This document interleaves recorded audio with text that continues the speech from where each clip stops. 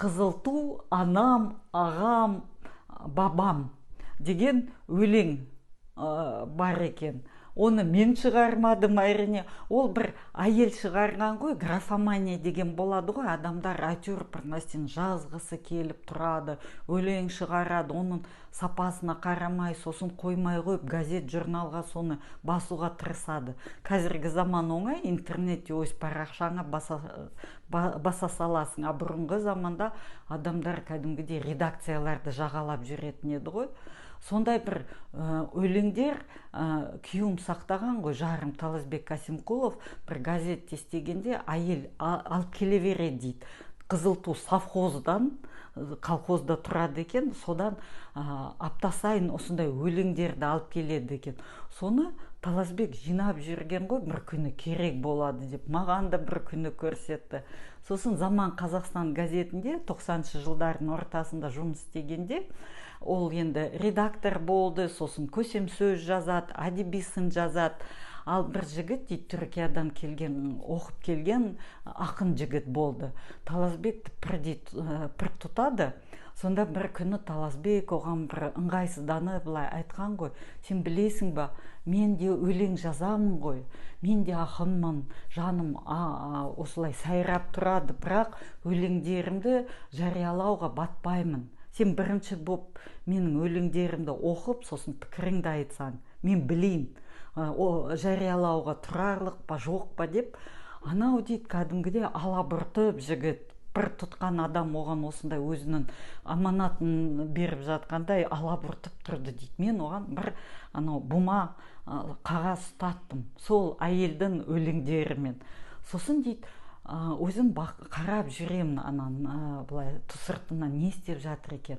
Анау дейді, ақын жұрт тарап редакциядан шу басылғанда кәдімгідей дәретін алғандай жуынып келіп, үстеліне отырып, анау бумасын шығарып, анау өлеңді былай алабұртып оқи бастады да, сосын тіксініп қалды, ойланып қалды. Сосын бір кезде дейді, шашын, басын қысты, оқып жатыр, өзіне өзі сенбей парақтап жатыр. Өйткені анау енді сұмдық өлеңдер ғой, қызыл ту анам, ағам, әкем дегендей. Сосын дейді, не істерін білмей бетін жапты дейді. Соны дейді, былай тесіктен сығалап қарап тұрмын. Пранктың көкесі ғой осындай дүниелер. Бұрынғы пранктар қазіргі пранкқа қарағанда керемет болды. Сосын Таласбек келесі күні түк көрмегенде анаған жолауғысы келеді, сұраулы көзбен анау жігітке қарайды. Анау жігіт қашқалақтайды, пікірін айта алмай отыр ғой, шын пікірін. Қашқалақтайды, байқамағандай боп жүреді, бір жаққа асыққандай боп жүреді. Солай бір 2 аптадай өтті, анау жігіт қаша береді. Сосын бір күні Талас оны бұрышқа тыққан ғой, айтады: сонымен өлеңдерімді оқыдың ба десе, анау ыңғайсызданып, енді аға, иә оқыдым, қарадым, осыны жарияламай қойсаңыз бола ма?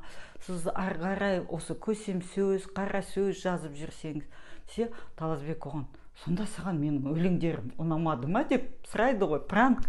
Анау жігіт: енді аға деп, анау Таласбек: жоқ, сен шын пікіріңді айт пікіріңді деп қоймайды. Анау жігіт: аға, енді ол сізге қол емес, поэзия ол басқа дүние.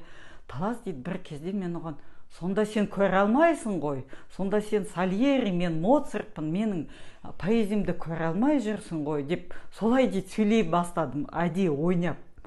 Анау жігіт бір кезде дейді ашуланып: аға, қойыңыз, ол өлең де емес, ол поэзия емес, қойыңыз, ондай жазбаңыз деп ашуланып, ол да сөйлей бастады.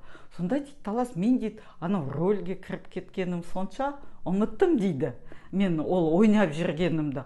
Анаған ашуланып: көре алмайды екенсің, мен сені інімдей көрсем, шәкіртім деп білсем, олай екенсің, көре алмайды екенсің деп, бір кезде дейді бір-бірімізді жағадан ұстағанда редакциядағы адамдар екеуін бөліп алған ғой, араша түсіп, 2 жаққа түсірген.